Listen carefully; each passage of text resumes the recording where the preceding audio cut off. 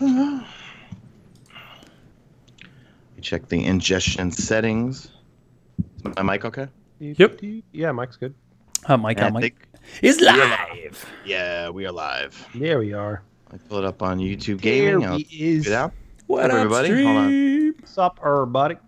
Getting chat right here. Popping that chat out. That's what I gotta do. We're live. You Hamburger. popping it. It's 8360. Destroyer. What's up, everybody? What's up, chat? Destroyer. Lag 70. No, Lage 78. Sorry. Age. Lage. I always say lag. No, Lage 78. I'm sorry about that. man. Lagness? Lag's a bad word. What's up, everybody? Lag is a bit. Smash that like button. Let's tweet this out. There we go. From Guardian Radio. And Hashtag made it to the beginning. I like Hashtag made it. to the That beginning. guy's got it, man. I like it. Hashtag legend. That's pretty good, You are man. hashtag legend, man. Ed, what's up? Ed, OBX boys here. Go back. Time Splitter, what's going on, dude? Time Sweater, what's up, dude? Time Sweater with that. Time Sweater and OBX boy with those raid icons. I think that's 1 year. Thank you for being Ooh, sponsored. nice. You guys are awesome, man. Legends. Hey, what's up, Sean Foster? What that breaking news? Let's see, we're live. Let me tweet this out. Oh, you'll find out about the breaking news. Bungie tweeted something out, and we got to cover it tonight because they came. This is before the show, but they came into a S storm this morning at work. I'm assuming, with regards to some cheesing. Let's say I'm some. voting for the band hammers, baby. Do they? Well, they're not banning anyone. I know they're not. That's what I'm voting for. Everyone right. asked me, like, did you do it? And I was like, I had no time, man. I was too busy trying to power level my Huntress. Bumblebee. What's up, Bumblebee? All right. All right, guys. Think Well, of we the- have a packed show, of course, for you this week. Tons and tons of Forsaken conversation. And I'm going to tell you guys now live. I'm going to mention it again once we get recording here. But spoilers, spoilers, spoilers across the board. Last week, I think I mentioned we were only talking about the Tangled Shore. We've decided, no. We're just blowing this bad boy out. So we're talking even Dreaming City as Everything well. in the game is available now, so we're going to cover it. I would assume most of you Mac, here have played Mac, through dude. at least to that point. But if you didn't and you want to stay spoiler free, well, you're in the wrong place here. At least in the beginning, you could be here for a little bit. But we are definitely going to be going through. But we're going to go through it at least somewhat progressively. So we'll be talking about the campaign, Tangled Shore, and that, and then we'll shift gears over to Dreaming City. So if you've just been there and don't want to know anything about the Dreaming City, you will have time, and we'll let you know when we're going to talk about that. So, Yep. all right, are we ready, boys? What's ready? Do it. Guardian Radio, episode 266. Let's get it. Welcome everyone to Guardian Radio, the first and longest running Destiny podcast on the net. You are tuned into episode 266, our post-Forsaken episode. My name is Mark Turcotte, and joining me this week from the Dub Den, K-Dub. K-Dub, what's up, dude? What's up? So that's the best name we got so far, and I'm down with it. So it's cool. The thing that I'm most excited about is I have Monday Night Football on another screen while we're doing this. See, K-Dub can't give you his whole undivided attention. He has to watch football, and the best part is you can see it in the reflection on the screen behind him. Really? Come on, man. You can't go like an hour and a half without freaking football. Come on, dude. Sports. Well, I can't go. Sports. Do you wake up It is at 4 a.m. to watch? It is the watch Lions and the Sports Jets. Center? So I probably could. I'm saying, you saw Sam Darnold. You saw his first drive. Saw him I throw the didn't realize you had interception, the all that. damn reflex. Come on, you jerk. Fine. You wake up. Let's see. And of course, that other voice there, our King of Queens, from the heart of Queens, Mesa Sean. Sean, what's up, dude? What's going on, guys? Let's get right into the show because I'm thinking, man, people were saying there's not enough to do in the game. The joke is, I think Bungie said, hold my beer, because there's just an infinite amount of things to do. And for the folks that were slagging me and this show back in December, January, February, you can hold my beer too, because this Forsaken is like the Taken King on steroids, I feel like. So Forsaken let's just is... get it. Oh, yeah. Let's just jump in here, guys. So real quick, actually, before we do, thank you, everybody, of course, for making us part of your week, as always. But we are going to be going into spoiler territory here. So if you have not picked up Forsaken yet, be warned. We're going to kind of go progressively through the show as you kind of go through the game. So we are going to talk about the Tangled Shore and the campaign first. Then we will move on to the Dreaming City. We'll let you know when we're going to talk about the Dreaming City, because some people I know have been playing and haven't even touched the Dreaming City yet. But I'll let you know when we're going to do that. But we're blowing the doors off this thing. So are you guys ready? Ready. Let's do it. Forsaken is out, guys. And Sean, I think you put it perfectly, man. This thing is the Taken King on steroids. It's for me, this is what I've always wanted Destiny to be. The hobby is back. The amount of things to do in this game, honestly, almost give me anxiety. I'm to the point now where it's like, I don't even know where to go first. Like, there's so many things I can be doing at any moment, and I love it. I love every minute of it. They've added so much MMO, I feel, and I don't have an MMO background, but I feel like they've added so much MMO aspects to the game where it's like I get things dropped in my consumables or in my pursuits and stuff, and I'm like, oh, what is this tincture of Queen's Foot? What do I do with this? And then you learn what it is, and you have friends, and you start looking on Reddit and like, oh, okay, this makes me Ascendant. Now I have to go do something else, and it's been a whirlwind, guys. It has been. What do you think of the campaign? Well, campaign for me, I got to give a disclaimer. I typically don't play campaigns, or I don't play single player story type things. So for me, I liked it because it wasn't like going through, doing something, seeing a cutscene, doing something, seeing a cutscene. I liked how there were things marked on the map, and I could say, all right, I'm going to go kill this Baron, or I'm going to go kill this Baron. I felt like the campaign was more doing things while progressing through the level, while progressing through getting new weapons, while progressing for doing things, and then kind of getting why we're all here or what led up to this point in the franchise as to going after Aldrin and what happened to Cade and all that sort of stuff. So I personally enjoyed it myself, but I really don't play for campaigns. I play for what's after the campaign, you know? I thought it was cool, though. I really enjoyed the progression, and it's funny. I had a little strange, kind of perspective recently because I went back a couple weeks before Forsaken and leveled my Warlock, went all the way through Warmind and Osiris and I really enjoyed that progression and how rapid you get excited about every single drop of blue. You know, and I really enjoy that type of progression, and I really enjoyed it this time too. And I was able to get to 50 and 500 in a reasonable amount of time. It wasn't too grindy, but it wasn't too easy. Your tips, one of your tips you said was, I was like, why am I not doing that? It was as simple as putting on a freaking the token that give you more XP. I'm like, yeah, duh. And then, I just kind of flew through after that, but I really enjoyed that progression. And now that when you get to that soft cap, we're kind of to that grind that we were doing previously in D2, but it's not as bad because there are more ways to get powerful gear. So I think they hit it right on the head with how to do this. As far as the campaign goes, I think it's awesome. I really enjoyed the Barons. Every one of them was different. Every fight was different. The Mad Bomber is a jerk. But I really enjoyed it. Yeah, the campaign was very different, I think. Before, when we look back, it was like, go to this mission, go to this mission, go to this mission, go to this mission. Where this time, what did you do? You did like 2 or 3. You get to the Tangled Shore, you talk to the spider, and then he's just like, all right, do 5 bounties, go. And it was kind of teaching you that, okay, well, this is kind of what I need to be doing in Forsaken. I need to be going out and hunting these bounties. And you had to read little descriptions and try to figure out, okay, well, where are they telling me to go? Which lost sector is this?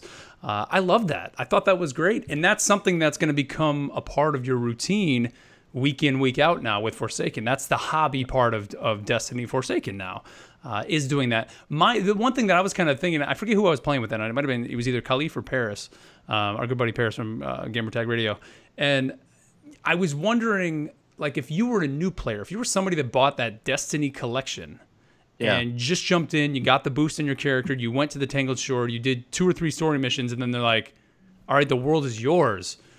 Go hunt these bounties. Like, I think those people would be very, very intimidated by what's in front of them because it was so non-linear, like pretty much most games that you would play. But I think that's great. This is a way to tell people, hey, this is how you play this game. You're supposed to be doing these bounties, especially now with every destination having bounties on them. Every vendor you go to has destinations. So the funny thing is planting that seed, It was non-linear, but only because you could pick which one to go after. In reality, you're picking the lowest level, light level, power level 1, and kind of going in that order. But you could pick whichever one you want. That's the only reason it really wasn't. Right, but I'm not even talking the Barons, man. I'm talking you couldn't even get to the point to do the Baron adventures until you did 5 of the hunted bounties or whatever those are, the wanted bounties, where it's go to the EDZ near the crate or whatever it says, and you had to figure out where do I need to go to do that. You know, that's kind of neat. I love those spider bounties, which, by the way, the spider is cool as hell. Him sitting there spinning that ghost. It's like a little Rubik's Cube is so cool. A Jabba the Hutt type character, but speaking. You know what I mean? I did the Barons in no particular order because I did things a little differently. I hit the rank 50 by cashing in all of my Vanguard and Crucible bounties that I had saved up, popping a Fire Team medallion, the bonus XP goes for 10%. And then I started doing all the destination bounties, and then I went in to kill all the Barons, stuff like that. You know, so I kind of did half the story, then went and did the destination bounties, and then doing patrols and public events, got to 50, and then once 50, that's when all the milestones opened up. And then I did all the Barons, you know? Yeah, and you can level up. I know I saw some people kind of talking about like, oh, it takes forever to level up. Literally, I do what like Caleb said in the beginning, pop a Fire Team medallion. All I did, I don't even have the ghost. I don't even have the XP ghost. Yeah, I don't either. I had one where it drops an extra item for public events. And I know, like, Sean, I think you had originally said it, and Caleb, you were doing it, where you were going and just doing bounties just to hit level 50.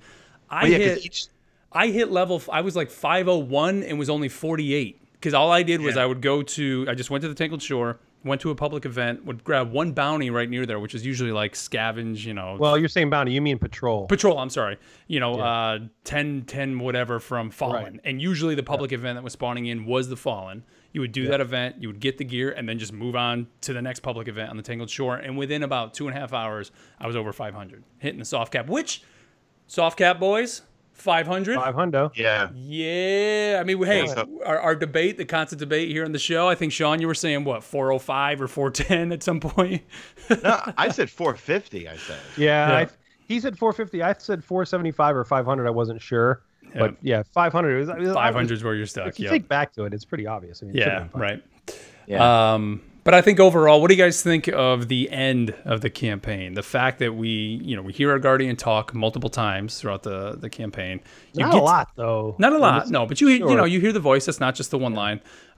We go to the one thing that they cut out of the trailer when you see Cade laid out with the thing or whatever. Oh yes. When Ikora says, "Let's go get that son of a bitch," or whatever. I was like, Warlock, there were multiple times there were bad words by Guardians in that thing. I mean, there was like 3 or 4 of them. That head of that son of a bitch, or whatever. So I was like, yeah, she's a badass, man. She's ready to go.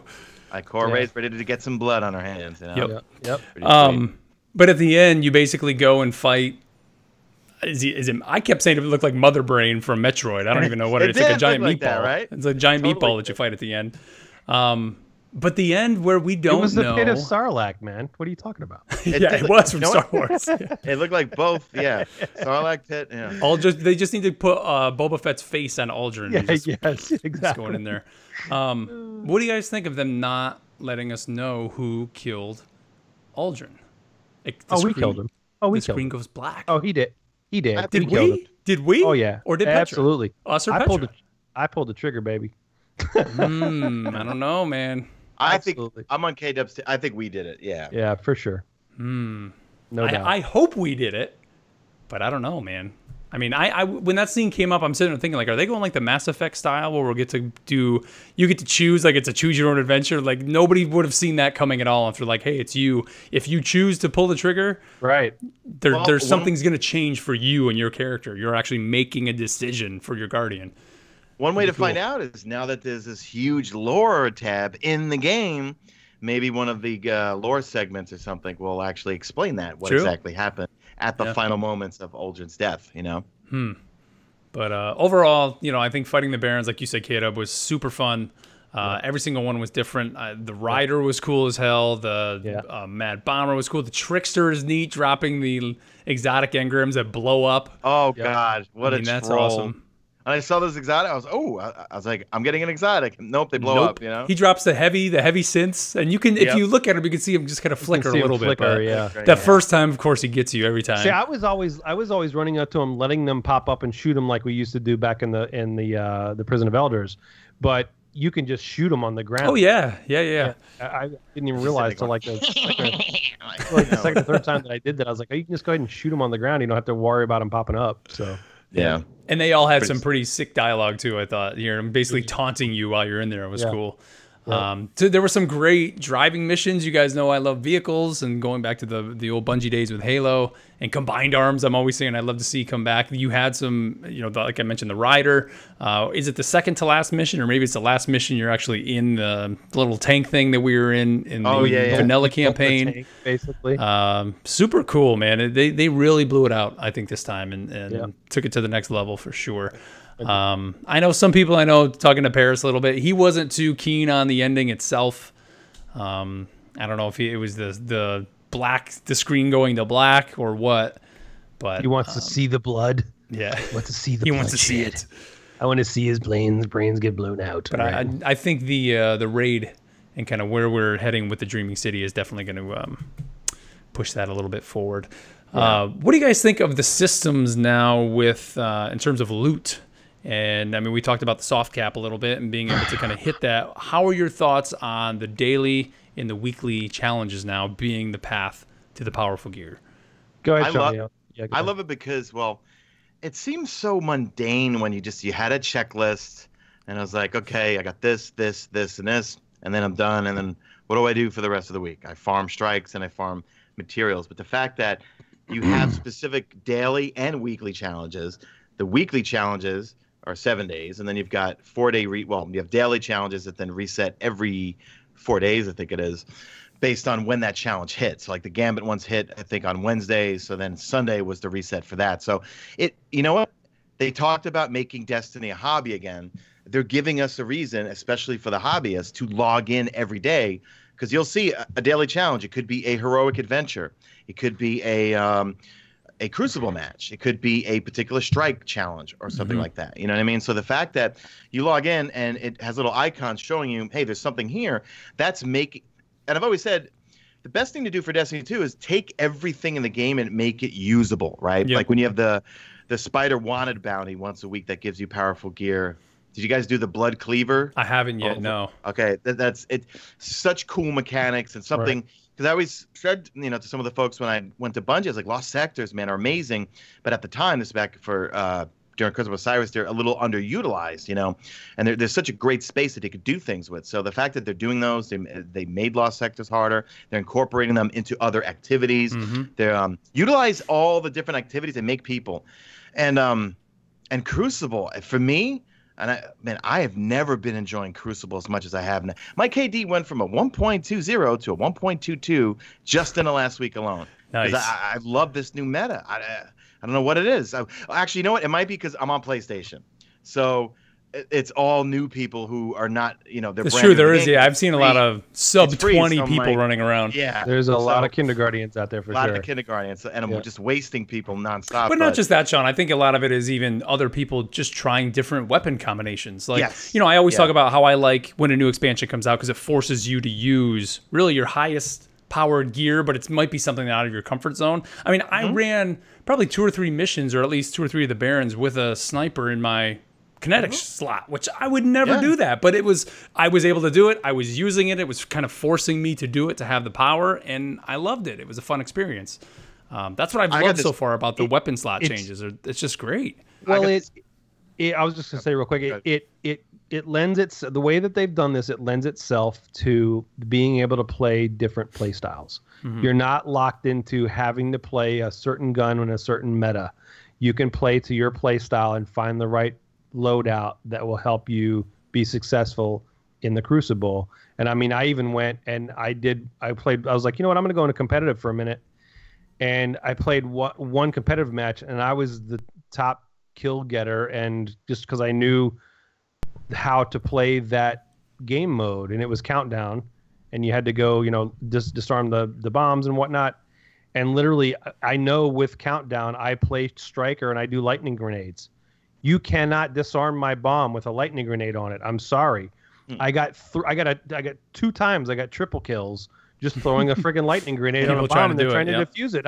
I know when they're coming. I just throw a lightning grenade in and I run and I just watch the kills fall. Yeah, it's hilarious. The random rolls. I love it. Yeah. The random rolls being back is a big thing too, man. I got a god roll. I think it's the Subtle Calamity. It's a bow with explosive rounds and then some sort of explosive Arrowhead, and then it's got Rampage on it. So in PvE, it destroys everything. I was using it a little bit in PvP last night. There's a high skill gap with that thing, because when you hit someone with it, if you get the crit, you're going to take them down to near nothing. Yep. But by the time you draw again to get that second shot off, you're getting shot at already and this and that. Yep. But the bows are a lot of fun. Oh yeah. I have like 9,000 weapon parts that I've not turned in yet, because obviously back to doing loot videos like Destiny 1, same thing with Vanguard and Crucible tokens. But I haven't gotten one exotic yet. All the exotics I've been reviewing are on kind subscribers' accounts and stuff like that. And I'm actually kind of fine with it, because if a lot of people I see on Twitter are complaining, I haven't gotten one exotic yet. I got one exotic. Really and rare. I've gotten one. Something else, right? You got the best one, Kato. I know. That's what everybody's saying. The fact that they're so hard to come by now brings us back to the hobby. Come in and play and try to get one. Because in D2, they handed it all to us. And listen, for everyone complaining that Xur is useless, listen, he's not useless. Yes, he brought Dog S last week, right? But the week prior, he brought old stuff. Really good. I bought a Vesper Radius and a Knucklehead Radar. That Knucklehead Radar was ridiculous. Because they had really good rolls on them. Yep. So Xur is relevant again, even though people don't like him. I wish he sold more stuff, like Masterwork cores, but we've got the Spider. Alkane Dust. Can I have some Alkane Dust? Oh, my God. One time? When someone tweeted me that he was selling Alkane Dust. He was not. No. Dude, I went and bought like 500 of them. I've been to him 700 times. He's never bought it. I've never sold it. Not only was he selling that, he had an exchange rate of most was either Glimmer or Legendary Shards. And I have like 3,000, I think. So I loaded up on everything. I need everybody to hit me up when he has Alkane Dust, because I'm jonesing for some. We can't see that in the app, can you? You know what? The vendors? I should contact Destiny Item Manager, because they would probably know or pull from the API. Because that's something really useful that people want to know. Oh, it'd be huge. Is what is Banshee selling in terms of mods? I mean, it's only 2 a day or whatever. But also, what is what's the Spider selling and what's the exchange rate? You know what I mean? Yep. How great would that be if you could go in and like tag an item you want, and then have an app send you a push notification to say it's for sale right now? That'd be huge. Get on it, anybody who's out there. Right. All right, before we keep going, guys, here real quick, I want to thank our friends over at Loot Crate. That's right, Loot Crate, as you guys know, I am a huge comic book nerd, video game fan, movies, all that stuff. Well, the guys at Loot Crate sent me their latest crate, and it was themed Mayhem. And I had a very cool Office Space t-shirt in it, had a Harley Quinn journal. All this stuff is exclusive to Loot Crate.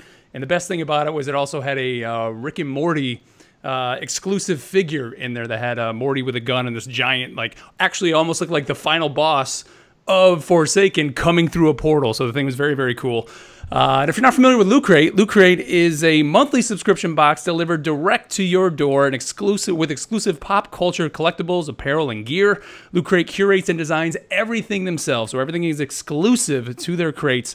And so no matter what you geek about, this is for you. They've sold over 30 million crates so far, and each crate is packed with over $50 of value, and you can get it for less than $20 a month. Now, their most popular, their original Loot Crate, this upcoming month, I said last month was Mayhem. The upcoming one is Invasion. And speaking of comics, it's going to have Marvel's Venom in it, X-Files, as well as Alien and Predator. So this thing is going to be awesome. Everyone comes with a t-shirt, so I'm hoping for that Marvel Venom t-shirt in that one. But this crate, it's going to sell out for sure. So you have until Wednesday, September 19th at 6 p.m. to guarantee your order, or this crate will be gone forever. So go to lootcrate.com/Guardian. Use our promo code Guardian. You get 15% off your subscription. So get the best surprises each month from the largest geek and gaming subscription company, and geek out in style with Loot Crate. So again, go to lootcrate.com/Guardian. Use our code Guardian and save yourself 15% off your subscription. You can find that savings in the show notes. So I'll put it down in the show notes. And as soon as I saw the Marvel Venom, I'm like, yeah, that's it. And even if you don't want to get the original one, they have like anime ones, they have video game ones, they have all kinds of Loot Crates. Loot Crate's awesome. It's like Christmas every month at your doorstep. That's what I like to say. So, like Christmas in a box. Christmas in a box. Hey, I wanted us to talk. Go ahead. To your point, shout out to Your Holiness in chat. Destiny Item Manager tells you what the Spider is selling. I saw you said that. Yeah. Yes. And I just looked it up, and he's selling. Yeah, it shows you exactly what he's selling right now. Okay, He's not selling. He's selling Not Alkane does. Oh, No. Phase blast. we were gonna have to stop the same podcast place. real quick. Yeah, And right. I gotta run to shut Spider this real thing quick. down. All right. Let's talk. So we were talking a little bit about the gear and that, and that's kind of where I want to go right now, kind of what everybody's been using, the things that you've liked. Sean, you mentioned the random rolls on the weapons. I've loved the armor. The fact that I can, like, Kid, what's the rocket that we got that has the cluster bombs and the tracking? What the heck is the name of it? I can't think of the name of it. No. It's a Gambit. The Gambit weapons seem to be Gambit. Or just I want to talk about Gambit and our experiences. Gambit seems to be the best place to get gear. Yeah. Like exotics, best weapons, armor, all of that. Because especially weapons, because I got that Bad Omens. It's called Bad Omens. Yes, I got the Bad Omens, which dropped, had tracking and clusters. Wow. It's awesome. I got two other ones. They didn't have the same role. You got the same role as I did, Mark. But when I put that up the first day, Lars Bakken was like, "Oh," but the freaking little eyeball's like, "Oh crap." Because that thing is awesome. And then also playing Gambit, I go to bank some motes, and laying right there on the ground is an exotic engram. And I'm like, hey, oh wow, let's go pick that up. And then I got that helmet, which I don't remember the name of. Was it the one-eyed something? Yes, the Titan one. One-eyed mask or something. It's and you can it tracks people that damage you. Okay. So it's pretty cool in PvP. I haven't honestly played PvP with it on yet because I've just been too busy doing the other stuff. But I got a submachine gun out of there that's awesome. Yep. I got the hand cannon, which is really nice. I got the scout. What's the scout you were using in your the video you took, Sean, when you went to Bungie that you put up? I think that was from Gambit. I forgot the name of it. Well, they don't let. I was not allowed to inspect or show it from the Bungie Studios footage, but I did get the hand cannon last night and the auto rifle. And I love how the auto rifle has a Call of Duty World War II feel and look to it. They all have that older look. They all have the older look. Love that, man. Yeah. I got the hand cannon with explosive payload and opening shot, I think. And I could use a better roll in it, but it looks cool. It sounds cool. And now it makes, you know what? Those two teaser weapons, and I got the auto rifle, 450 round per minute, my favorite archetype. I don't do well with the 600s. Yep. That makes me alone want to keep playing Gambit because now I want to get a better version of the hand cannon, a better version of that auto rifle. Yes, dude. And you get it by what? Playing Gambit over and over because it will drop at the end of the game. You know? And I love. So my favorite loadout is shotgun, scout rifle, and then whatever heavy. Okay, it could be rockets, it could be sleeper, it could be whisper, whatever. But I like doing shotgun, scout. But I got the submachine gun from Gambit, and it made me put my shotgun down for a minute because that thing is stable as hell and it wrecks, and it's really, really good. And I got it from Gambit. So really, all of the other than there's been armor stuff that I've gotten from campaign, like that Black Panther helmet, which just looks awesome. Yep. I'm calling that for lack of a better term because it looks like that and it's awesome. What about my helmet, Caleb? Which the tangled web helm. The stupid moose. Get out of here. Yeah, the moose. I got the giant horns going on. I don't care if I got a god roll that made me like invincible. I would delete it. Hey, every single time I'm wearing it because it gives me rocket launcher reserves. Like it gives me more rocket for my Bad Omens. Right. Yep. Let's talk about the one weapon I know, KW. I was using this thing from like it was an early drop for me, and that's the Go Figure. Have you played with that, Sean? Yet the pulse rifle? Which one is that? It's I'm just looking at it. It's got a weird like almost these little lines on the back of it, and it literally sounds like. It's a four-burst scout rifle with range across the map. I got mine with rangefinder on it, dude. Mine does too. Mine has rangefinder, and it's ridiculous. So yep. That's I probably got the Dreaming City auto rifle that I've been wanting for so long. Yep. Which one is that? I have to look up the name for it. It looks like a Trials of Osiris. Mm-hmm. Trials of Osiris. That's kind of what Go Figure looks like. It kind of looks like a Trials weapon a little bit. It has really clean sights. It is called it's called Tiger's Spite. And I got mine with pretty much, it's a laser beam. It's got dynamic sway reduction, under pressure. It's got light mag, and it's got full bore. So this thing has and polygonal rifling, which I always pronounce wrong. It's got max, like really, really good stability. It's stable, yeah. I want to grab another one that's got better perks because I was using it, which we'll get into the Dreaming City, and it wasn't doing that much to the ads when I was 520, so to speak. So I wanted to talk a little bit about Gambit. So I was playing Gambit with a full Guardian 1 squad. We were rocking it. It was me and Paris's son, and Khalif. Nice. We had the four of us, and we were rolling. We were on a strat. I think we got 9 straight wins. We were just wrecking it because we were doing the objective. And we even had a couple games where I'm not going to name names, but somebody died with 12 motes, somebody died with 14 motes, and we still won the game because we were playing the objective properly. And people really need to pay attention to looking at those gray bars and seeing when the other team has motes, looking when you invade. Don't invade every single time that you immediately when your thing comes up. Make sure the person that's invading has heavy or is good at invading.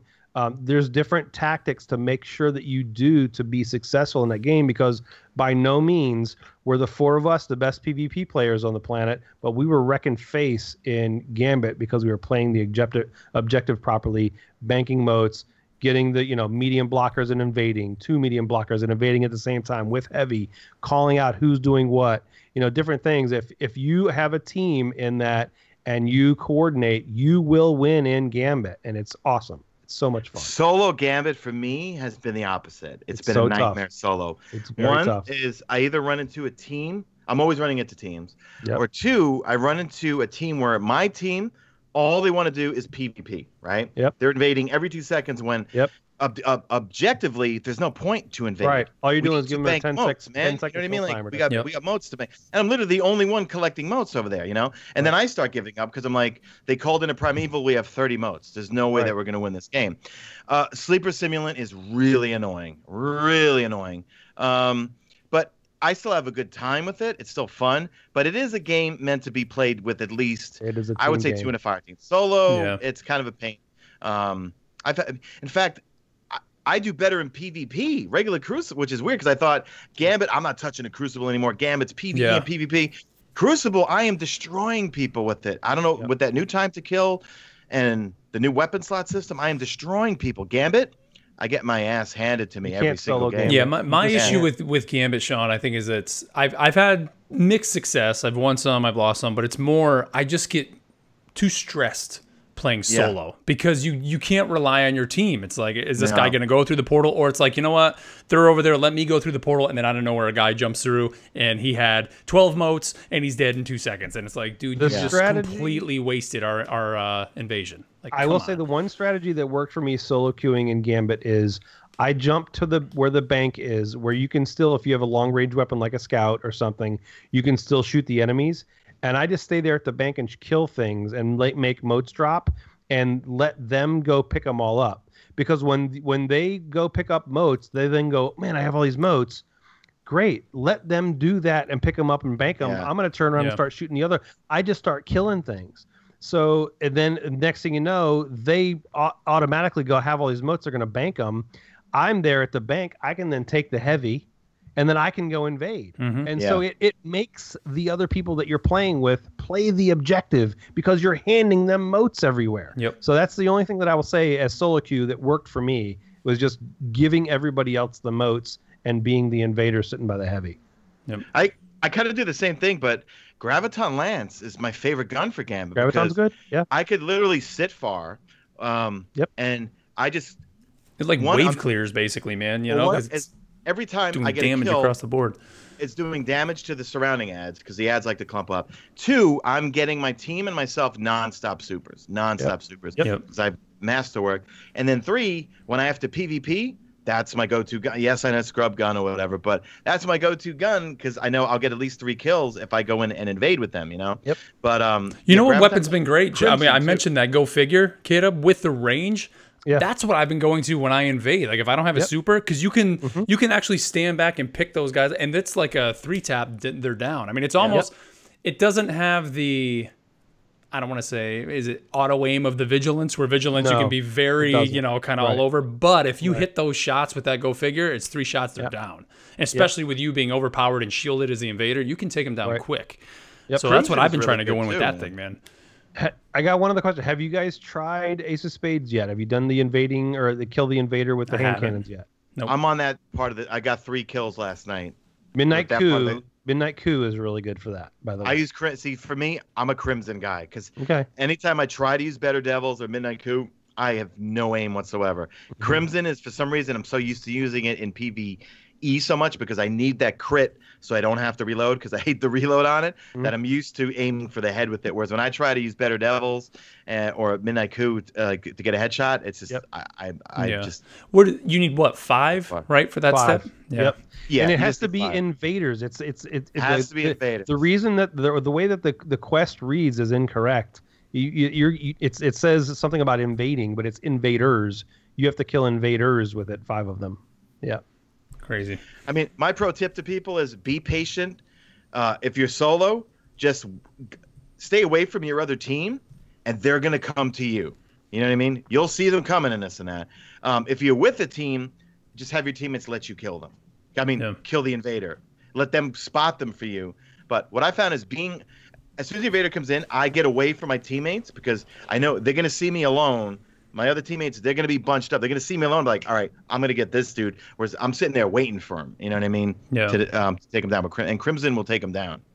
Let's talk about the supers. I went with the hammer because I had to have that giant maul swinging around. Yep. And I think my favorite part of it is the throwing hammer. That thing is so melee. much fun, dude, to just throw at the enemies. And it's great for bounties. Like with those bounties that are like kill 20 enemies with solar damage. I would just go spawn on whatever the place was, go where there's just some regular thrall or whatever running around. You throw the hammer at one, it kills them. Titans go pick it up. finally have a ranged Throw another melee. one, go pick it up. Throw the hammer, go pick, and you're done in like 30 seconds. It's great. Yep. I love it, man. It's awesome. Sean, which one did you go with? Obviously, you guys are Titans, so I could talk about the Hunter and Warlock ones.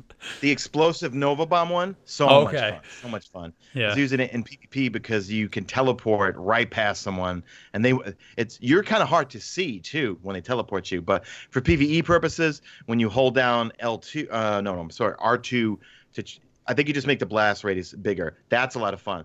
The real money, though, and I think it's going to come in very handy for the raid because I used it. I actually got the second Vision of Light Seed or whatever it's called from doing Tier 2 Blind Well. And I got the new Dawn Blade where you put the sword down, and that thing is just ridiculous, man. You buff everyone. You get healing. You get an overshield. You get damage buffs. It's amazing. And then on the Hunter, I unlocked the solar subclass with the throwing knives, and those things are vicious. But what's even sicker is the 3 blades you throw, not vertically, horizontally. So you throw them horizontally. If you get a kill with it, you get called playing with fire, right? Which then makes it go up faster. If you kill 2 adds with it, it's like almost a semi insta charge. However, if you run, what's that one exotic, Ophidian or Ophidia Space, it's called. Oh, the one that gives you 2 throwing knife charges. You run with that, you get instant. You're just literally throwing knives. One you get infinite knives, basically. That's right? awesome. That's a lot of fun. Right. I'm still working on my Hunter, but I'd like to do Blind Well at some point to unlock. I don't know what to do. Should I do the Void Dancer or should I do? My thought process is should I do Void Dancer? Because one, I don't like when I used it at Bungie Studios. I didn't know what the hell I was doing. I was just mashing buttons. But I'm thinking to myself, well, how can it be more beneficial in PvE and raids? And I'm wondering, if I'm Arcstrider with the Whirlwind Guard and I want to triple my damage with using my Arcstrider, what if that comes in handy where, all right, I need to clear ads, but there's a bunch of yellow bars. The boss is right here. I use my Whirlwind Guard. He hits me a bunch of times. Now I got triple damage, and then I go right for the yellow bars, and I'm wasting them. So I don't know. I'll put a poll out on Twitter for the Hunter brethren out there. Well, Warlock brethren for me, but I'm gonna say the Hunters out there. Which one would you go? Actually, chat. Which one would you go with? Sean, do we know is the only way to get your second super by completing the Tier 2, or is that the only way to get it right now? And on the weekly reset, are we all going to get the new one? That's the only way that I know of. Okay. No one else knows how to get the third one.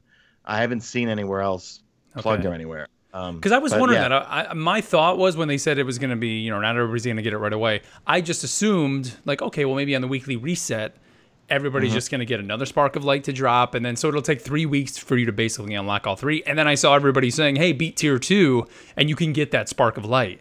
And knowing Bungie, they're hiding it right now on how to get that. And someone will get it to drop next week and tell everyone. It could be Tier 3 Blind Well. Yeah. It could be getting 100,000 high score in the Nightfall. It could be a certain activity. It could be Gambit. It could be I don't know. Because I was just gonna say, like, to me, as first, I mean, obviously we're not gonna have this issue because we know, okay, we got to go do tier 2 to get that spark of light. For the casual player playing Destiny, that says, okay, I want my whatever, my Night Stalker one now or whatever it is.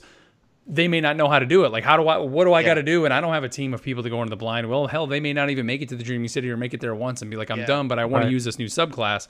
There has to be another path, or I hope there's another path. Maybe there's not, and hey, that it is what it is. And if you don't want to put the time in, maybe you don't deserve it. I don't know, but I think that there should be an easier way for people to get it. And it wouldn't surprise me if they do that, but I don't know what the answer to that is, but I think it's cool as hell that it's like, hey, tier 2 right now, that's the only way. So you only see select people running around with 2 supers right now, which I think is kind of neat that you're able to do that. Before we move on here, let's thank our sponsor, On Air PC. That's right, you guys can see it on screen right now. On Air PC is a great way for people looking to get a new PC and get yourself live on the internet. Ryan and the team over there, they will build you whatever you need. You literally call them at 330-850-1525. You get on the phone with them, tell them what game you want to play on your PC and stream online, and they will build the PC to the specifications for you. So you're not just going to a website and hitting a drop-down box and saying, oh, well, the most expensive PC must be the right one, right? No, that's not how this works. You call On Air PC, they get on the phone with you, build the PC custom for you, they play on it for 24 hours, ship it out to you, and then get on the phone with you again and help you set up your OBS, your streaming setup, all of that. This is the best way to be PC gaming and playing live on the internet. So call Ryan and the team over at On Air PC, 330-850-1525, and you can be playing live on the internet very soon. I know, K-Dub, like I've said before, you have some experience working with Brian with your son and your laptop, and mine wasn't even gaming. I mean, I got my laptop from him, which I started streaming with, but I ended up making it my work computer because it's the best. It's the best laptop I have. And then he's working on a computer for my son for his birthday, which is coming up. So, but the biggest thing that I love about them is they don't upsell you. Look, I've been in sales for a long time. I know how it works. Companies try to upsell you. They don't do that. Nope. They try to make everything as economical as possible, as good as possible, and they walk you through it all. It's great. On Air PC, 330-850-1525. You can see it in our show notes and get a hold of those guys, and you can be live gaming on the internet and streaming very, very soon. Let's talk about some strikes. Have you guys run the strikes at all outside of doing the bounds? Yeah, the Prison of Elders. Oh, you guys run that one? So actually, good, right? I take it back. I did because I had dismantle mines. Yes, like right. That's awesome. Back in my ears. Yeah, that's true. Yes. What do you guys think, man? I mean, I think so far I've done that one, and I did the PlayStation exclusive one, which I think was the I forget what it's called. It was all Hive based, the whole thing, and it was cool. I mean, it was neat. Yeah. But so far, it seems like the strikes are pretty decent. I haven't even attempted the Nightfall. I saw some of our Guardian 1 people saying they were in the 5 teens. Well, I think they had a team. It was like 2 520s and like a 517, and they did it. They were able to get through it because I think it's the arms dealer this week, right? You could choose from 3 different ones. Oh, okay. So I did the Nightfall on 2 of my characters. That my Titan, I've not touched my Titan. I did 2 Nightfalls, but not the 100,000 score Nightfall just yet. Oh, Sean, I didn't even think so. You can just go do the regular Nightfall and still get that powerful gear. Yeah. You could do regular Nightfall, but you could use that 5 of Swords card. So said it. I forgot what the modifiers my friend Anthony Thing on PSN sets it to. I think he says it to. I'm such an idiot. That's right. I completely forgot that. Yeah, use 5 of Swords, Whisper of Worm, and you melt the arms dealer boss in like 2 seconds. All nice. With no burn, but I think he puts heavyweight. I forgot what other modifiers. Yeah. Nice, dude. I didn't even think of that. That's right. Yeah. Everybody in chat is talking about how bad they hate the trains. Oh, yeah. So the one with the train check, and you have to dodge the trains coming left and right. So the key to that is getting in the middle of the tracks and literally running right down the middle. So that when you need to dodge, you only go a little bit to the right or a little bit to the left. Yes, Mystic said it. Right. Yep, run on the girders. Yep. That's it. Run right down the middle. But it was so cool to hear Varric's come back, man, right? To hear his voice back in the game. Prison of Elders, very, very cool. Which we didn't even talk about. The first mission, I know a lot of people probably watched the mission from footage coming out of E3. What did you guys think of Cade riding the what was it, like a servitor or whatever the hell he was? No, it was he a shank. The shank. That's what it was. Shank. Yeah. Yeah. I don't think that's the first time he's done that. Hasn't he done that? Haven't we seen him do that before? No, man. It Seems was like so I've funny. seen that before. I don't know. Oh, I love maybe it. It's longer. Maybe it was a trailer or something. But the strikes have been good. You know, the one thing that I do want to bring up is one of the weekly challenges that we need to do for Powerful Gear is run a strike, defeat certain Gambit matches, and do so much Crucible stuff. But you have to do it all with a full set of Season 4 armor. Okay. That's a quest, though, dude. That's not a... I understand. That's not a challenge. It's a quest. No, I understand. But the point that I'm making is, oh my God, is it hard to get a full set of armor? I know. Because of the RNG. And I had... So, Shawnee, from your videos and what we were doing, I've been hoarding tokens like a madman. I know. Right? And I had so many tokens. And I think I went through 520 tokens with Zavala. And I got everything but the boots. And I cannot get the boots to save my life. If he gives me another freaking grenade launcher, I'm going to shoot him. Oh my God, dude, grenade launchers are... Any piece of powerful gear I get half the time is a grenade launcher. If I get another grenade launcher from Zavala, I'm going to shoot him with it. But you can infuse it, though. Thank God they changed the infusion rate. Yes, the infusion thing. I don't know. Thank God. But yeah. I'm saving all my tokens to do a... typical loot video where I just cash them all in to see what I get. I got the Crucible class item to drop from a PvP match, and I locked it real quick because I heard with the Crucible you can't get the class item from Shax Ingram. Right, you have to get it in game. Right. So is it the same thing with strikes? Can you only get the strike class item? Chat. Does anyone know in chat? Yeah, I don't know. For the complete set for Vanguard, can you only get the class item? No, you have to get it from. If you go into the cool thing about the UI now is you can go and look at anything that you want, and it'll be shaded out because you don't have it, and you can hover over it, and it'll tell you how you get it. And it literally says from packages from Leveling Up Zavala, and it's the only way that you can get any of those things, including the boots, and I'm on the boots. So it's just an RNG thing for me, and I'm like, man, this sucks. The class item, I know people are saying it's bugged, but I've heard the class item you have to literally get from a drop in game, like in a Crucible match. Not from a package. So the Zavala one, I just have to get lucky. And there's just what do you get from those quests anyways? Is it like the ship or something? Like, what are you getting? I'm not 100% sure. Because it's a quest step that I think is meant to kind of last. Like slowly over time, you're going to get all these pieces of this armor set, and then you'll be able to complete that quest. Right. There's a bunch of exotics that are saying keep it secret, keep it safe that we've not unlocked yet. I think that are in the database. It could be one of those quests. You never know. Yeah. Because I mean, think about it. That's a lengthy quest because you got to play a lot of Crucible and a lot of strikes to get those tokens, and then cash them in to try to get the full set of armor, and then go do a strike. That's why they're making the RNG so bad. You know what I mean? So, before we move on to the Dreaming City, I just kind of want to talk about, I guess, the Tangled Shore in general and how that space. God, it's awesome. I mean, it's amazing. It's funny. I was kind of playing when that night I was playing when it came out with Khalif in Paris, and I said, you know what? I said the game almost feels like a different game. Just the environment, it just looked so much better than anything we had seen, and as great as it is. In what the guys did with the Mars location, it looks great, and it's supposed to be a barren wasteland.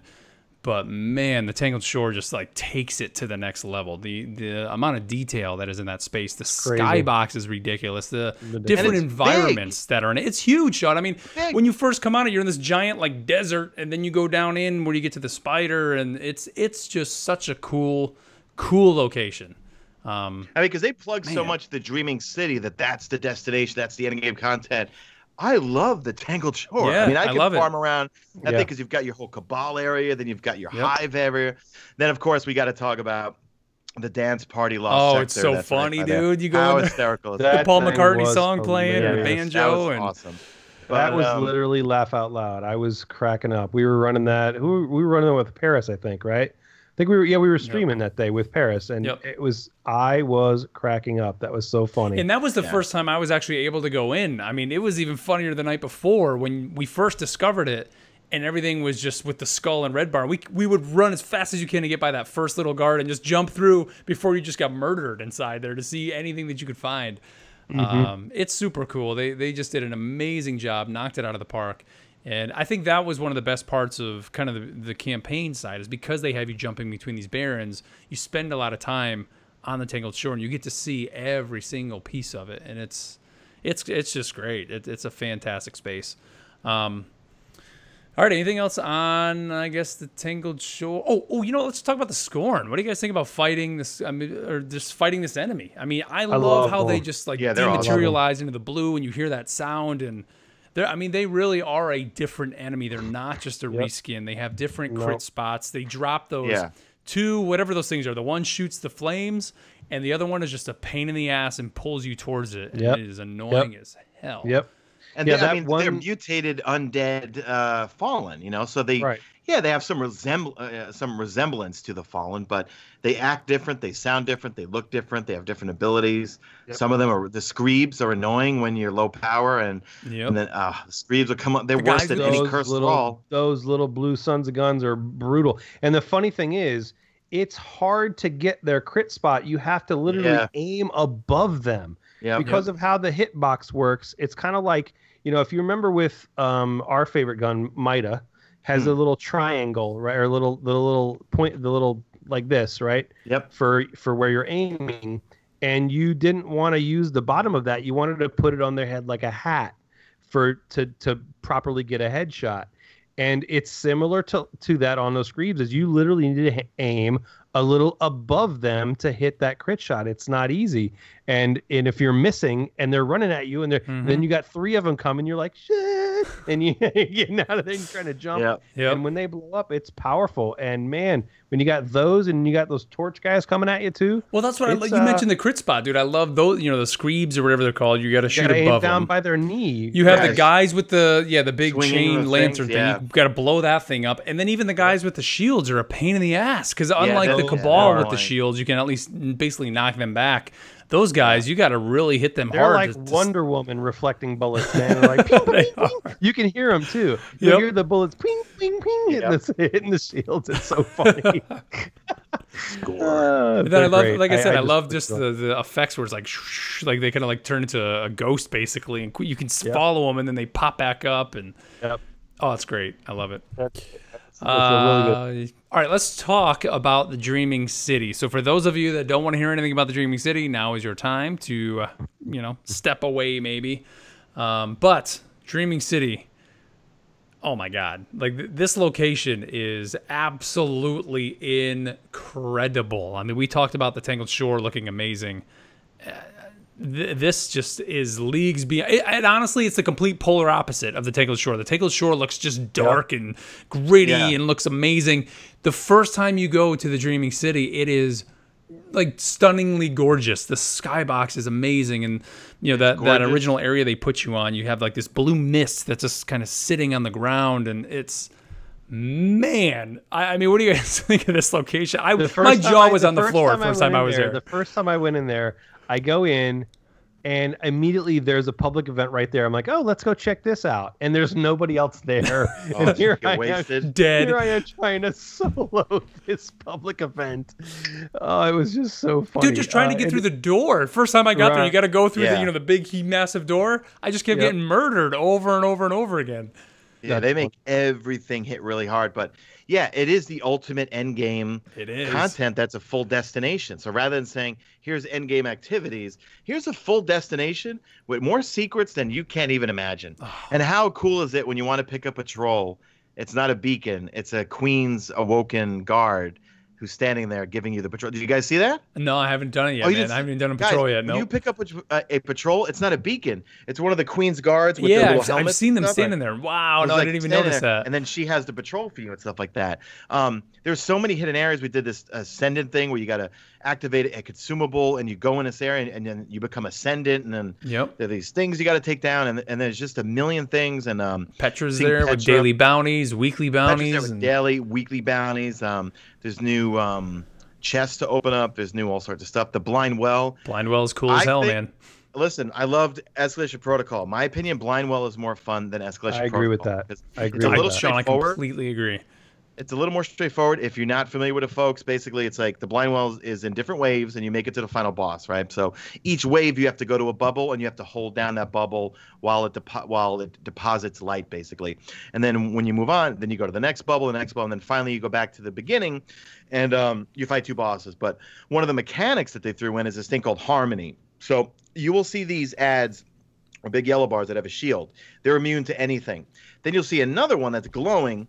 When you shoot him, he pops these little balls out that are called Harmony, and people can pick them up. 1, it makes you do extra damage, and you'll have a countdown of Harmony minus 15, whatever it's that. So you'll do bonus damage. 2, you get your super back really, really quickly. And 3, you're the only one, if you have Harmony, that could take that shield down. So when it's the same mechanics with the final bosses, is that these 2 ogres for tier 2 come out, and you have to get everyone to grab Harmony and then take the ogre shields down. So I think tier 1 is 1 ogre, tier 2 has 2 ogres, tier 3 has 3 ogres. Now we were all about 510 to 514.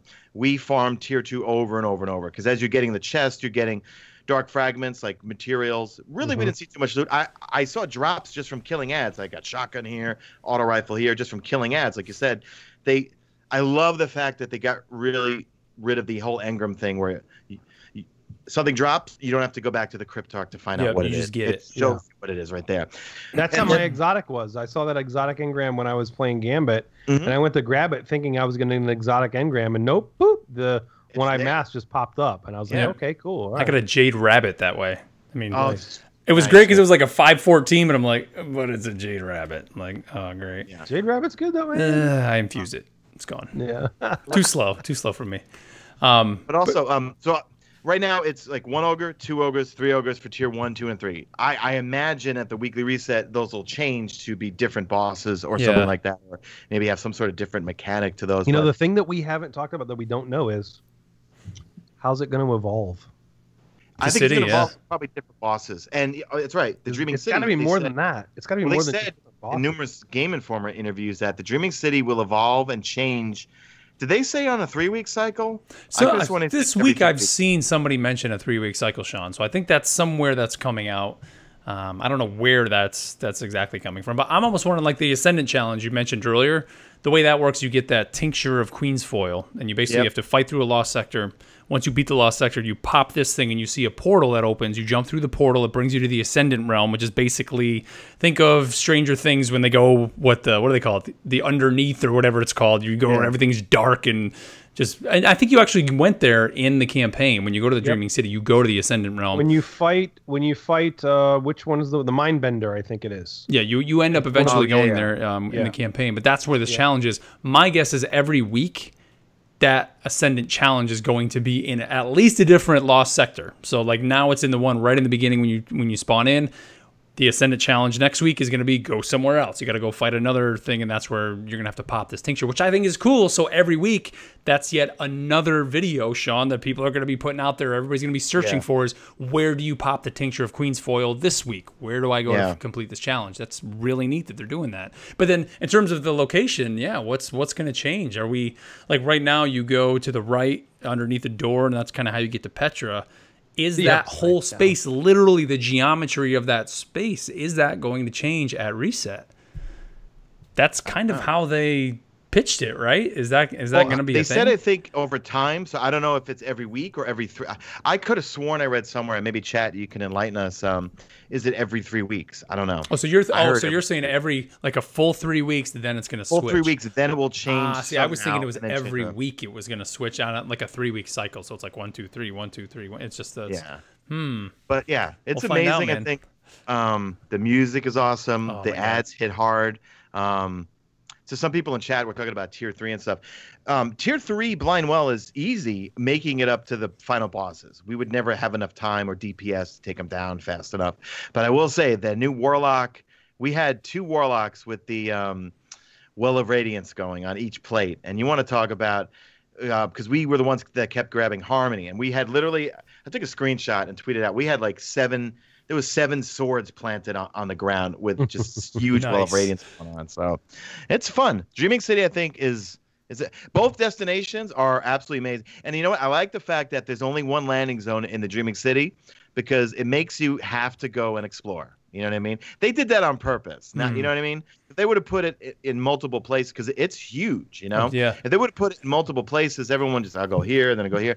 No, start here, go And you know explore. what's great, Sean? Petra is on the complete other side. Opposite So if you're going side. there just to get your Good luck bounties, getting you to better her, work yeah. for it, man. That's like the funniest bit is on your way there, you're going to get killed probably right now because you're so low level. Right. Unless you're racing as fast as you can. Yeah. I love it. Oh, man. Anything else at the Dreaming City, guys? Oh, you know what we didn't mention when we were just talking about the Crucible is there's no new Crucible maps, right? Not yet. Man, They said they remember, will be coming, but at first they wanted to test it out a little bit. Yeah, so that was one let's thing see. they are holding off until. Was it Yeah. when was that going to drop? Was it with Iron Banner and it said new Crucible maps in the roadmap? I know there is a map that's coming with Iron Banner. I'm not sure if we're going to get more other ones before that or not. Yeah, I forget when that was. But yeah, that was kind of interesting. Which it's fine, whatever. There's so many things to do in the game right now that it's just crazy. We also got to talk about that breaking news about Bungie. Yes, that's what I was going to say, Sean. Bring up the breaking news, man. All right, folks. So listen. So there was Bungie, I think, walked into an S storm this morning. Try not to curse here, because one, people figured out how to glitch into certain raid areas, and they were able to get a raid chest and get loot from it. Right? I didn't do it just because, well, one, I didn't do it. Glitch is not really my thing. Two, I didn't have time for it, folks. I mean, I'm too busy working on my Warlock and then getting him up, and then now I have my Hunter up, and I'm going to try to get my Titan at least up to 50. Dude, I watched that video and I'm like, I'm not going through all that jumping. To hell with it. No. Wait till I go to the raid. And I'm like, you know what? And I'm speculating that those were not even, you know what? I'm not even going to spoil anything. So Bungie put out a statement today covering a number of things. So first off, raid chests. Players have found their way into the into raid spaces and claimed gear from bonus chests. Those chests are being suppressed until we could properly isolate them to raid activities. None of the rewards they have granted will be rescinded. So if you did the glitch and you got something, bravo, you got a random roll or whatever this and that on one of the raid weapons, which we're not going to talk about because everyone will go crazy saying that we're spoiling it, right? But the big thing, and I didn't even know, I found this out at 5 a.m. last night, was Prime Engram. So every day when you log in, you get a buff, right? And you keep, I think, building up this buff, and then eventually, when you kill a boss, you get what's called a Prime Engram, right? And a Prime Engram is going to be something powerful. Well, some folks, and I'm not going to name his name, but he was, last night at like 5 a.m., I was watching his stream, and he kept farming this boss over and over and over. And the key is, they would drop a Prime Engram, and if you don't pick it up, the system thinks you're that you didn't get it and keeps dropping it. Well, pardon my French, but those people that were doing this are fucked right now, okay? Because as an exploit was discovered this weekend where players could earn Prime Engrams at a rapid pace using the Prime Engram Attunement buff. At this time, Prime Engrams are designed to grant small power gains over time. Acquiring large amounts of Prime Engrams at a short time frame reduces the frequency in which you earn Prime Engrams as you continue to play the game. Here's where they're screwed. Some players who have used this exploit heavily may find that Prime Engrams will not appear for the next 2 to 3 weeks. So it's screwed right now. As such, they will provide a very small short-term gain for those using the exploit, but have negative long-term effects for a player's power progression. We're investigating a fix for this exploit. In the meantime, we highly recommend that players do not use this exploit. Players who are earning Prime Engrams while playing through the game naturally will not be impacted by this at all. There was another glitch too that they put out, was the weekly reset, the weekly challenge reset. Yeah. So weekly reset is 7 days, right? You've got your weekly reset. Then you've got your daily resets that reset every 4 days. So anything that hit Tuesday, that's a daily, will reset Saturday. But then the Gambit ones or something, I think, hit Wednesday, which means Sunday, those dailies reset. Yep. So for some reason, when you logged in Saturday, it showed all of your weekly resets back up. And everyone was like, whoa, great, and this and that. But it was a UI bug, I think, because you would complete them like, well, where's my drops? Now, it was a UI bug telling you that you had these weekly challenges again, but not. They're also investigating. No, wait, I was going to say, Sean, but isn't coupled in with that, and this is what's going to be some of the issue for some of the people that did complete those weeklies, is now, didn't they say that when those reset tomorrow, meaning Tuesday, they're not going to get rewards? Like they're going to just hold those out now until the following Tuesday?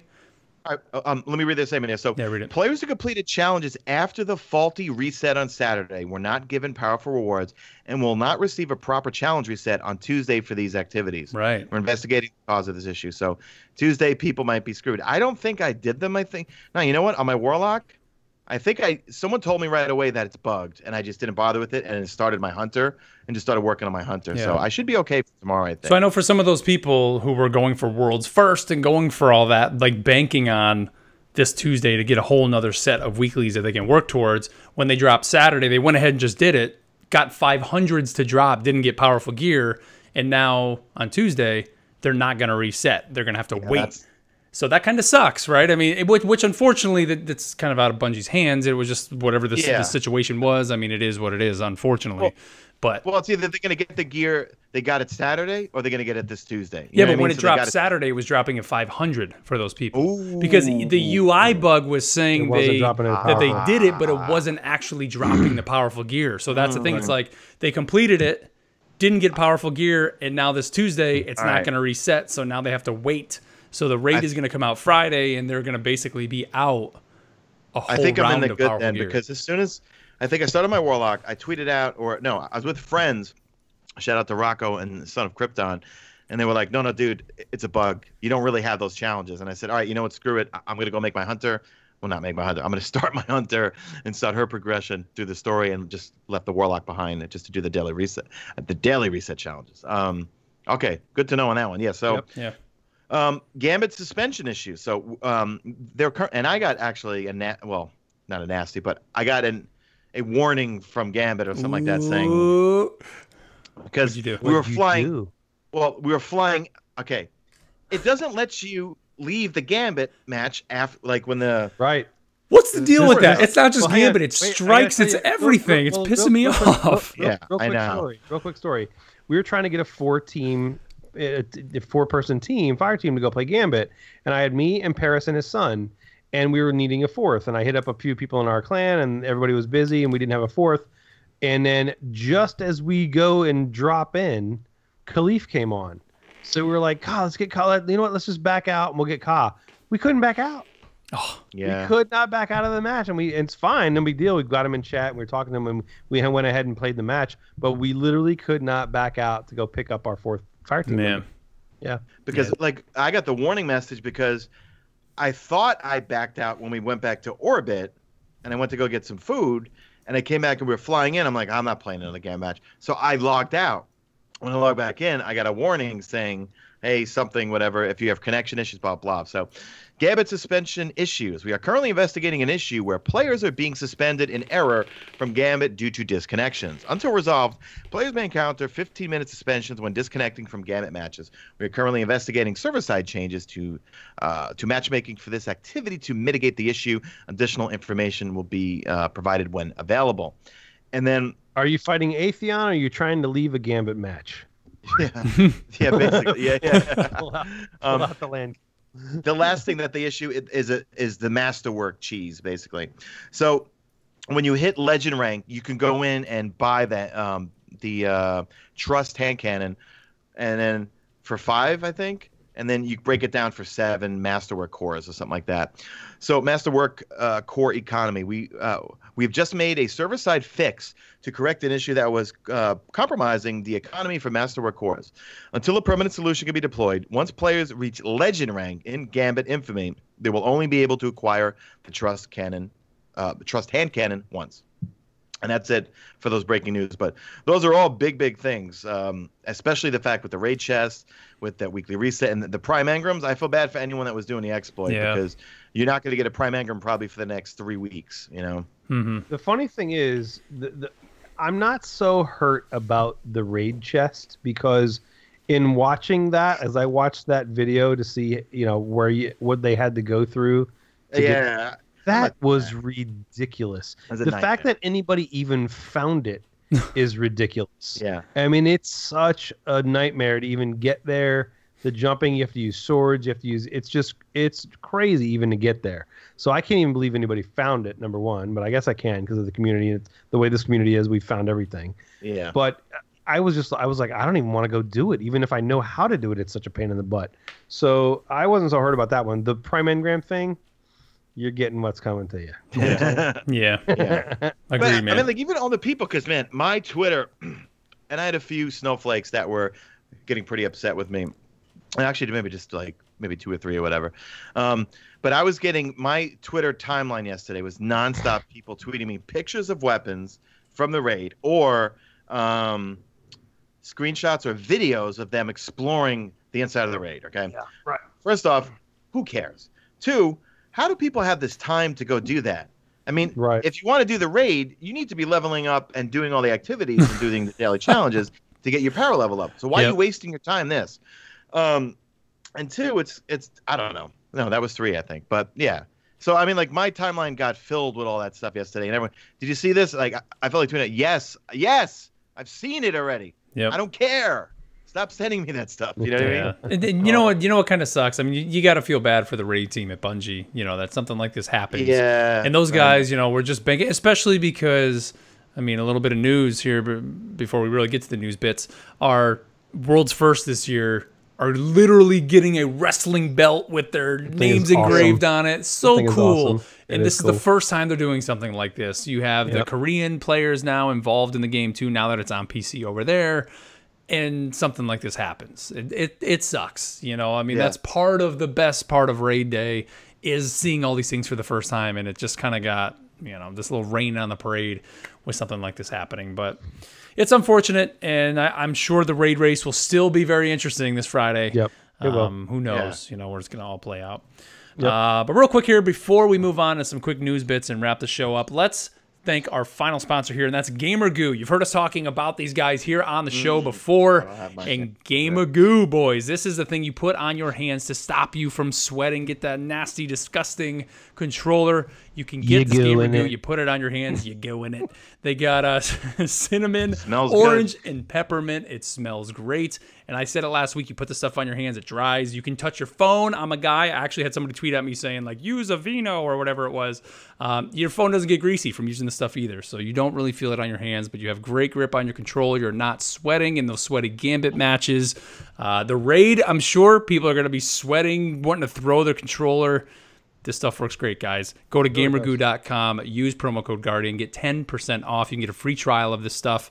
You can see their logo is up on the screen. We have the link in our show notes. Again, use promo code Guardian, 10% off for the stuff. It's great. Hey, man, I legitimately use this stuff all week playing. It's good stuff. I love it. I actually do. It does really work. It dries your hands a little bit, and it smells good. Yep. I love it. So a lot of people, my stepson has hyperhidrosis. His hands get really sweaty. He's in the military. That's bad when you're shooting guns and you have sweaty hands.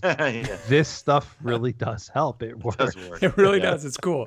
So yeah, gamergoo.com. Use the promo code Guardian. Get 10% off your order. And like I said, they have a free trial over there as well. So go check it out. You go in it. You go in it. What were we just? Oh, news bits. So we talked a little bit about the raid stuff. I want to talk about the Bungie rewards. I think this is such a cool thing that they're doing. As long as you link your Bungie.net account with your email, right? I think is really all you need to do.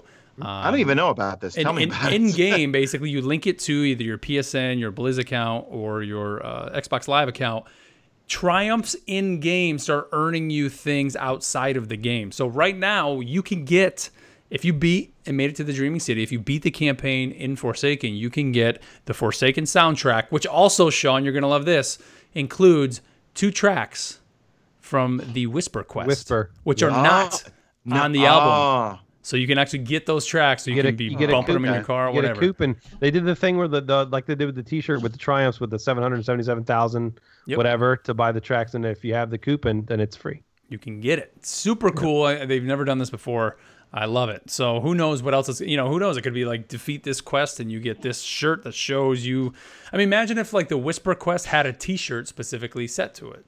And you could only order that T-shirt if you did that quest. They're going to do things like that. Or I don't know. There's probably many, many things they could do. So I think it's very neat that they're doing that, basically rewarding people for playing the game. Really neat.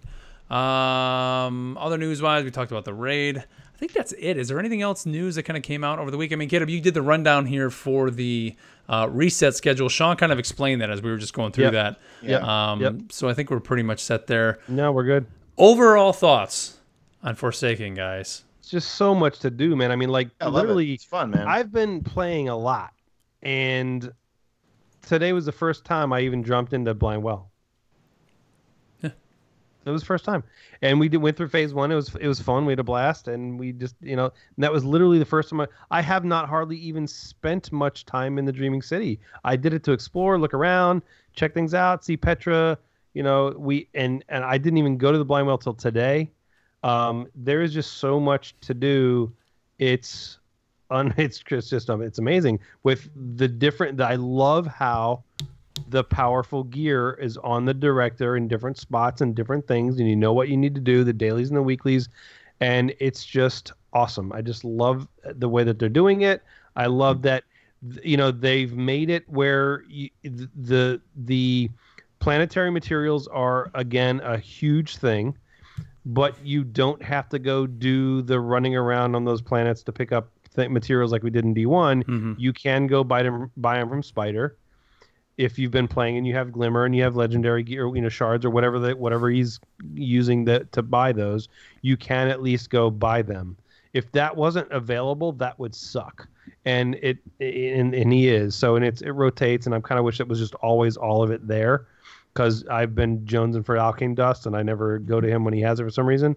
But now that we know Dim covers it and you can see when it is, I just love everything about it so far. I've not had anything negative. Really at all. I really have no negatives. I really don't. Yeah. The only negative I have is that there's too much to do. Yeah. Right. I mean, which is a positive in a way, because we all complain that there's not enough to do. I guess one valid complaint might be it's really hard to get exotics. And I reviewed a bunch on lovely subscribers. Let me use their accounts, and they are amazing. Cerberus +1, Two-tailed Fox, and they feel exotic, boy. The Geomag stabilizers, great exotics. But you know what? I like the fact that it makes it's returning the hobby back. That I need to log in and I need to start playing every day to try to get something. And the fact that have you tried 3 of Coins, Sean? Is it working any better than it did before? They're gone. If you go into your inventory, they turned them into. If you go to your inventory, I bought a whole bunch of them before taking it. They're now called faded cards. Right. And if you actually dismantle them, they just give you legendary shards. So those things are gone now, man. Right. So I wish there was a way that those would drop a little more regularly. I mean, I literally have been playing nonstop for, let's see, it dropped on the 4th. Today's the 10th, 6 days. And I didn't play yesterday during football, so I didn't play on Sunday. But I played a lot for 4 or 5 days, and I've gotten 1. And I've seen that in chat all night long. I've gotten 1. Yep. That's pretty much what I've heard. So if it's a deal where we're only going to get 1 exotic a week, that's... I was going to say, I got the Jade Rabbit and I had the Darcy drop, but again, weapons I already had, and was just... And I literally just used them as infusion fuel. It was just like, I'll just put them to do these newer weapons higher. But yeah, for me overall, Forsaken, it's completely brought the hobby back. Like I mentioned at the top of the show, and Sean, you just said it again. Like it's brought on almost this anxiety because there's so much to do, but in a good way, where it's I'm like at work or just going about my day thinking about what am I going to do tonight or what am I going to do tomorrow when I log in. And I love having that again with Destiny, because that's what D1, year 1, year 2, year 3, that's what it was. And this past year, a lot of that was kind of gone. It was always like, all right, on the reset, I have my checklist. I do this, and then that's it, And now to literally be able to log in every day and have so many things available to you, it's fantastic. This is the best expansion that they have ever done for Destiny or Destiny 2. And we didn't even talk about the cutscenes. Scratching the surface. We really didn't even talk about the cutscenes. No, they looked expensive. These were the most amazing cutscenes I've ever seen, ever. Yep. Ever. It's just amazing. I mean, we talked about them a little bit last week because of the the drop and the trailer with Cade dying. Man, every single one of them is just epic. Even when Uldren goes into the Sarlacc pit, all of them. I mean, when he's walking, one of those things, we were streaming it, Mark, and it looked so realistic. I was like, that looks real. And it just was, they just are amazing. They really did an amazing job. It's crazy. Here's a quick question before we go on to the clan spotlight. Again, because I've seen some people, I've tweeted out, I know KW did, Sean, you tweeted, and I've just seen other people saying, oh man, this expansion is so good. some of the responses, of course, from the naysayers are, you're just in the honeymoon phase. This is how you were with Destiny 2. Do you think, what makes it different this time? For me, it's the simple thing of random rolls are back. Yep. Yeah. There's so many, like, just playing the game and getting those drops again and having them be different. The mod and I'll be honest, dude, I was a guy, I've said it here on the show before, with Destiny 1, I didn't really care about the random rolls, but there's something this time around with them being back, everything coupled in with it, that it's just, I'm invested in it. Like, I literally had 2 Better Devils drop. They were both different, and I was like, man, this is cool. Let me try this one out. Let me try that one out. And it's just fun. Like, they've really brought the hobby fun side back. The mod system too. The mod system is better. Everything. It's just it's awesome. Go ahead, Shawnee. I do have one criticism or one negative that I find right now. So I am just equipping the armor when I'm doing PvE stuff that's going to give you the most power, right? So now that has completely thrown my resilience, recovery, mobility. I literally on one character have 0 resilience. Yeah. I have all mobility and recovery, no resilience whatsoever. I've been spending more economy than I probably should have to keep armor and perks because I've been paying attention to those, knowing the random rolls. And I always want to have heavy dropping. So most of the armor, so I even purchased one of those mods from Banshee that makes your super activate quicker, right? Or you get super energy faster. That was the only one that I purchased, by the way, because they're kind of expensive. But it's great knowing that I can build and I have a different set for when I'm playing PvP versus PvE. So I've got a PvE set and a PvP set. So, because I want different things to drop when I'm doing a Gambit versus when I'm playing in PvE. And so I've been infusing that stuff into things that I want to wear for the activity that I'm doing. If you pay attention to that stuff, you're going to be more successful. I'm just telling this to the general public because those perks actually are meaningful now. They really are. The mods and the perks on your armor and your gear are really meaningful now. They really do help, and they really do make a difference. And I've got all kinds of heavy drop, more heavy dropping, more special ammo dropping, and super energy or just your overall abilities recharging quicker. Those are the things that I focus on, and those are awesome. And you can put them on almost every piece of gear. Yep. All right. Well, we're going to be talking about Forsaken, obviously, here for the coming weeks, the coming months. But let's move on a little bit. And guys, send us your thoughts, of course. We're always asking for this. Feedback at theguardiansofdestiny.com. We want your thoughts, and we're going to have some guests here on the show here in the coming weeks to come on and talk about it. Faces and probably some you may not even know. But let's move on here to our clan spotlight, the part of the show where we give a clan shout out here. So if you're looking for a clan, right now is the time to be looking for a clan. Caleb, who do you got for us this time? We got an Xbox One clan, and they're called Promise. This is our clan is a D1 hardcore carry clan who range from players from PvE and PvP who enjoy running the endgame content. We enjoy playing with one another and cracking jokes, and this place can truly feel like a second home. We host in-clan events and are also looking to form a competitive team as well, but we do have requirements for that. So if you want to join them and you want to maybe get into a competitive scene, you might want to hit them up. They have requirements to do that. What feels special about our clan is that we are a place that a place for you to be around like-minded people who love the game and are willing to help you, whether you are doing a carry or just want to burn through content or have a laugh. We also support those who are streamers in our clan and help them grow as well.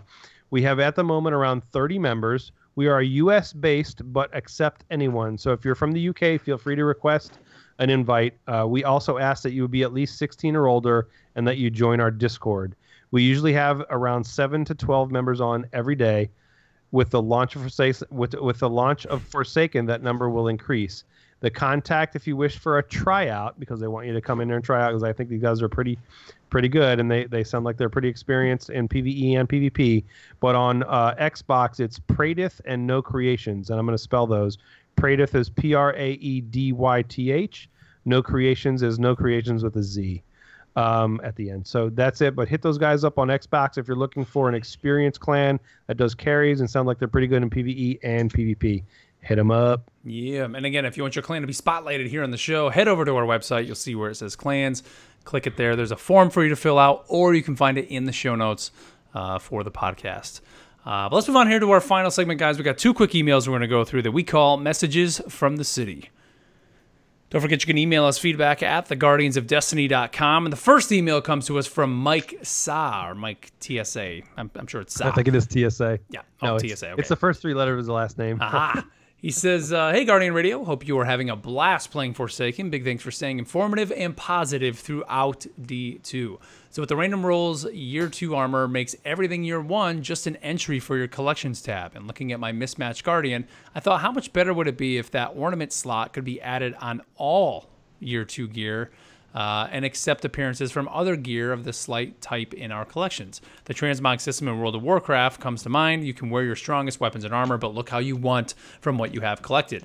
And the other thing is shaders. We get so many, and the whole 50 slot tab, mail vault, and delete 5 at a time on a vendor just doesn't work. How about removing these requirements altogether, and all shaders go directly to your collections? From there, you can check, apply, craft, dismantle, all from one window. Thank you for your time. Looking forward to the podcast ahead and what else D2 brings. Mike, an Awoken Titan. Yep. Yes. We've talked about transmog a lot on the over Yeah. the years. And while it is cool to be able to look how you want, it isn't cool to be, especially in PvP, having a piece of gear on and I don't know that you have it on because I don't know how it's going to act. For instance, if you're a Bubble Titan and you have Helm of Saint 14 on, I know I'm going to get blinded if I go in your bubble. Mm-hmm. If you're transmogged and don't have that on, I don't know that, and that's not okay. So while transmog is cool and I want my Guardian to look how I want my Guardian to look, it's not fair if you transmog and fake what you have on to other Guardians, specifically in PvP. Yep. I mean, I can see just even if it was in like the casual PvE, playlist in PvE, or who quick cares? play, but even like quick play, it's like quick play. Come on, I could see it. But anything competitive or when Trials makes a return, they would have to like basically deactivate the transmog. And maybe that was their thought process. They're like, why go through all this work where we know in certain instances we're gonna have to shut it off? It's not worth it, and that's probably why. But I'm with you, man. I wish, because playing this DLC, it just brought back those memories of like, or those feelings of, man, I don't want to look like this. I mean, the armor I've been wearing throughout all this is just a mess.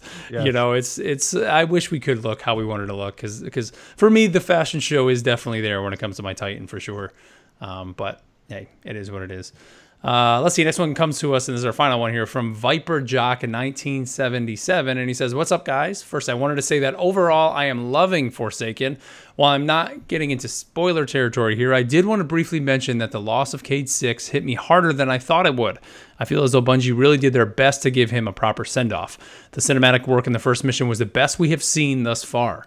Knowing what was coming, it really made me feel the loss. Everything down to Failsafe and Devrim being depressed and talking to me about it when I visited them, to little nods from my Hunter Cloak reward and going through the Ace of Spades quest. It is clear that they love this character as much as we did.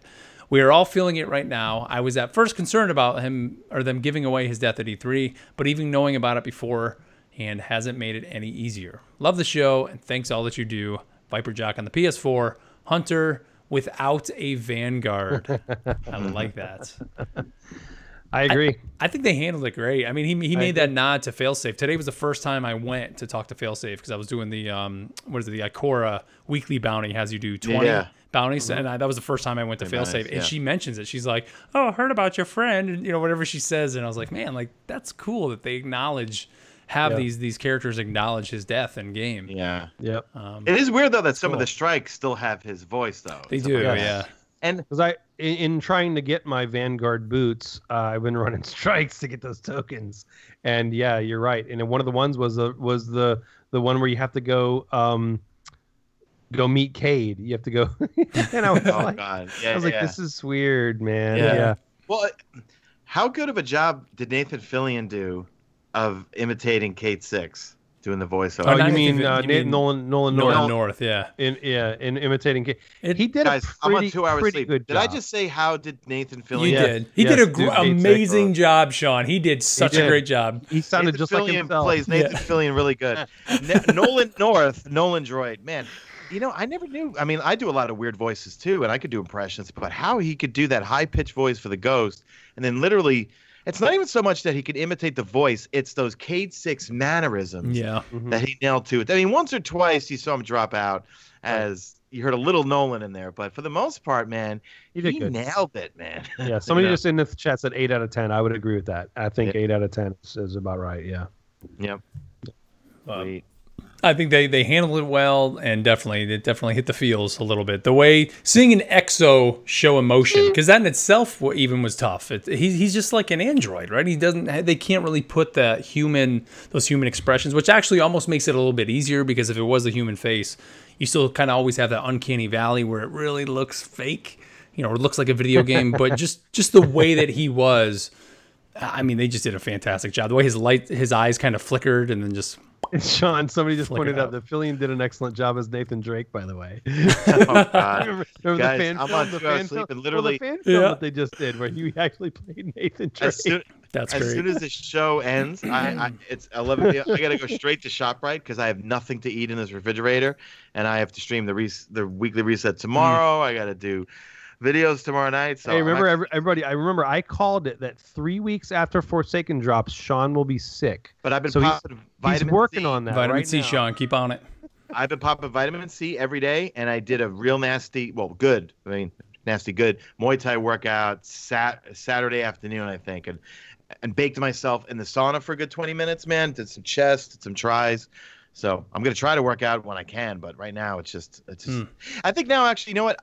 Last week was the craziest with all the exotic reviews, so now I could kind of relax a little bit. I hit 200K. I'm going to do my reset videos. I'm going to do some God roll, do some loot videos, stream a lot more, and just have fun now. You know what I mean? Yeah, Raid's coming up Friday, so I'm just going to relax, I think, a little bit. Well, we got a hurricane coming at me, so we may not have power in the next few days. Stay safe, Mark, man. Stay safe, buddy, man. Yeah, I mean, luckily I'm in Charlotte. We're very far inland. We're going to be fine here. I mean, worst case, we may be out of power. My biggest fear, and I joked about it with Kate up earlier, we just planted a new sapling in my front yard, and I will be pissed if that thing goes flying. I'm going to literally be standing out in the middle of the hurricane, Mark, just holding on to that. Sapling lands in my yard, all right? But in all seriousness, anybody that's on the East Coast, whether you're in South Carolina, North Carolina, or Virginia, please be safe, because this thing is gonna hit you guys hard for sure. I have a friend that just moved to Charleston, South Carolina, no joke, a week and a half ago. And I will let me real quick. I want to give south, some hurricane tips. Being that I've been in Florida for 20 years and I've gone through a lot of these, the keys are ice, water, perishable goods, and if you can get a good IPA, good IPA, good. A generator and gas in a can. Those are the things that you need. If it's under a level 3 hurricane, it's just a party. It's just if it's 4 and above is when you got really to worry about things. Yeah. So just do those things. Ice is the mainstay. Ice and water, and you get a generator if you have it, and then you'll be fine. Yep.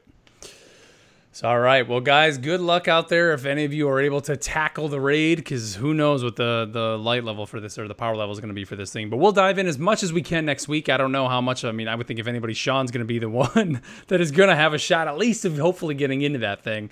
But we'll see. But next week we will definitely be breaking down the whole world's first, and hell, who knows what else is going to change on Reset this week. So we shall see. But again, thanks to our sponsors here this week, Loot Crate, On Air PC, and Gamer Goo. You can find links to all of them down in the show notes if you're interested in any of those products. Again, we definitely support all those. And if you want to help support the show, you just find a link to our Podbean Patron program. You can find that down in there. And if you were an EBD subscriber, your monthly podcast will be coming into your inbox tomorrow. I didn't get a chance to get to it this afternoon, but it was a funny one. We did it You today. will be getting it tomorrow. So thank you guys for continuing to support the show. And, of course, email us feedback at theguardiansofdestiny.com. Follow us on Twitter at GuardiansofD. You can catch the show live every Monday night at 9:30 p.m. Eastern at youtube.com/Mesa Sean. So, guys, anything else you want to throw out here at the end? No, you know what? Until I figure out exactly how to cover these weekly reset videos, because now there's so much to do, I think I'm just going to live stream it. And maybe so tomorrow at 1 p.m. I'll be streaming a few minutes before the reset, and my chat, you guys can guide me through all the things I need to cover in each weekly reset video. And then what I'll do is I'll just start doing a weekly reset and see how I can get my characters. this week, and yeah, just expect a lot of streams, but not when the raid hits. When the raid hits, I want to be in it with friends and not be stressed out and stuff like that. And trying to pay attention to chat when you're trying to raid. That and plus, like, if we get stuck on part, because I remember previous raids, you know, I mean, I'm raiding with a really cool group, and like we're all really good friends. The old people I used to raid with would get way too pissed off at each other and take shots, whatever. These people are not. If someone screws up, like, you messed up, whatever. So we just want to relax, have fun, and then maybe I'll do guides. I'm usually not very good at doing raid guides. Leave that to Dado does Destiny. He's the guy that I go to watch raid guides for. So I would definitely do that. So that's it for me, man. Yep. All right, guys. Well, get out there, keep having fun in Forsaken, and thank you as always for making us a part of your week. However you tuned in, whether it's through iTunes, through Podbean, your podcast service of choice, or through YouTube. Thank you so much. And with that, we'll catch you guys next week. Later. Hey, there goes Mark flying through the air. Mark flies through the air. Mark, you got to do your death drone when you're holding onto that sapling. Oh, God. Oh, nice. All right. Well, guys, thank you for tuning in, man. We appreciate everybody being here. Taking time away from the game. Made it to the end. Hashtag made it to the end and didn't play the game. Slap that like button on the way out so we can get this video up to top to YouTube Gaming, and wish me luck, guys. Yeah, so I'm going to run to go food shopping now because ShopRite is open till 1 a.m. and it's always empty at this time. Yeah. And the deli is packed with cold cuts too. So, and then chat, I'll be on live tomorrow a little bit before 1 p.m. Eastern. Okay. All right, Stream. We're killing it. Thanks, guys. Hi, Stream. Love you guys.